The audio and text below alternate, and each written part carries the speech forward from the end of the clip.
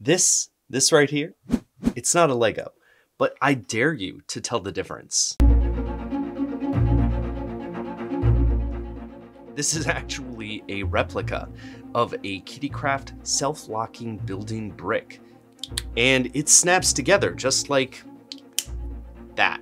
Kiddicraft earned these patents for bricks that built cafes and cranes and fire stations. So why is Lego the name you know for plastic bricks? Lego is here! This story only makes sense if you learn about a forgotten technological breakthrough and a marketing epiphany that will help explain, once and for all, why Lego won. This is an N. It's supposed to be an N, okay? Lego's hard. Don't judge me.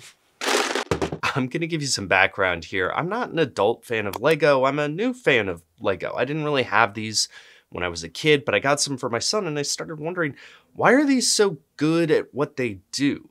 And how did Lego become Lego? And then I learned about Kiddicraft.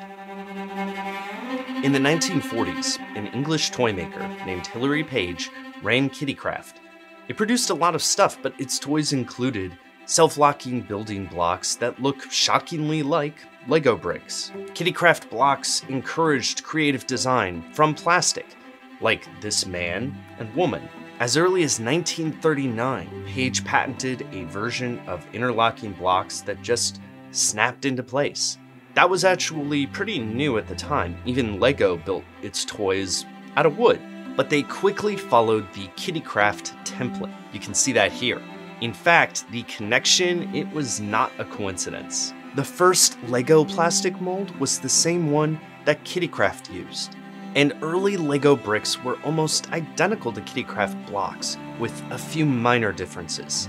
They slightly changed the scale and the studs, but as you can see, they were pretty similar. Early Kiddicraft blocks had little slots in the side for windows and other attachments. So did early Lego bricks. From top to bottom, these were very similar to Kiddicraft blocks. So with such a simple idea that had kind of already been done, how did Lego win? It gets headlined as Lego stole the idea from Kiddicraft. But to find the truth, now that I have my little Lego examination studio set up, you need to turn the Kiddicraft block upside down to see some of its problems. It's hollow on the inside. Now, look at a Lego today. Do you see the difference? The design of the early Kiddicraft brick and Lego brick had some problems. These slots in the side, they weren't just for windows, they helped the brick flex so that it could snap into place. That compensated for mediocre manufacturing. The bottom being an empty box, well, that was actually a big negative. That means that Kiddicraft blocks simply didn't grip all that well, and they could warp without reinforcement. Lego made tweaks from the beginning, changing the scale and studs slightly. They got rid of the side slots in 1954, but in the mid to late 1950s, they also added a key innovation: tubes in the center. Lego says that these tubes are the reason Legos have such good clutch power. It gives the studs more points of contact than just the edges of the block. So even if Lego did imitate Kiddicraft's initial design, in the 1950s, they changed it in crucial ways that made Lego bricks so much better. This gave Lego a patent to protect its product and a real innovation that led the company forward. Now, I think that marketing can totally be overrated, but I think that the way that Lego thought about their product in the 1950s, it was a key differentiator. Folks, it's about to get Mad Men in here. So, have you figured out a way to work the wheel into it? We know it's hard because wheels aren't really seen as exciting technology, even though they are the original. Lego. It's a shortening of two Danish words, but the appeal is international. Under the leadership of Gottfried Kurt Christensen, they changed priorities in the 1950s. Kiddicraft always had a bunch of toys like these pyramid rings. distractions like these miniatures ultimately bankrupted the company. But LEGO was able to focus. Automatic binding bricks became LEGO bricks, LEGO Merston, and it was understood as a LEGO system.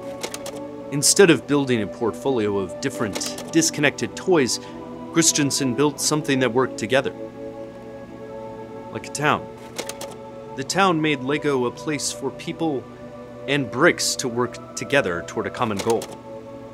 A goal of creation. Christensen developed 6 rules of play. Limited in size, without setting limitations for imagination. Affordable, simple, durable, and offering rich variations. For girls, for boys, for every age. A classic among toys, without the need of renewal. And easy to distribute. Those innovations quickly became institutional. An in-house group called LEGO Futura created something new. They called it the wheel. LEGO. They're shortened from the Danish. It means play well.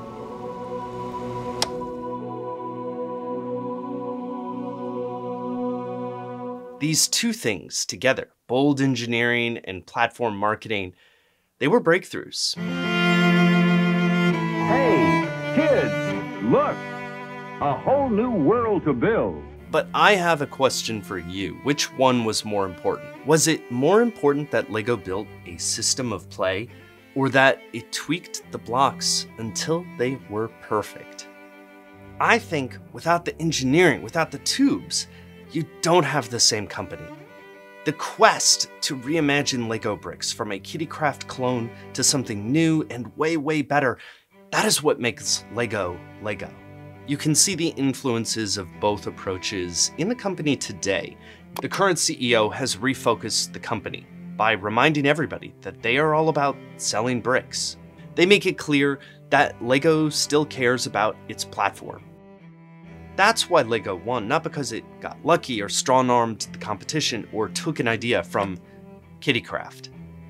They won because they never stopped building.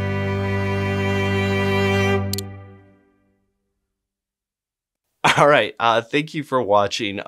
This video really is inspired by me checking out my son's LEGO set and being like, wow, these things are awesome. Why are they so good at what they do? And I loved getting to find out the answer. If you haven't been here before, this is a personal channel where I post personal videos, history videos, stuff like that. A couple shout outs I want to do first. Go to your local library and print out your own replica Kiddicraft block. I've got a link to that model in the description. Secondly, I also have a link in the description and floating around my head somewhere here to the Patreon commentary or reaction video to this video. Every time I post a little more info and all the research that I had to leave out because I didn't have time. And so it's been kind of fun seeing that community build. I also occasionally post behind the scenes pictures and info and stuff like that. So it's been kind of fun to learn how that works, and it'd be cool to see you there too. Otherwise, that's it for this one, and hopefully I will see you in the next one. In the meantime, have fun and keep building. All right, bye.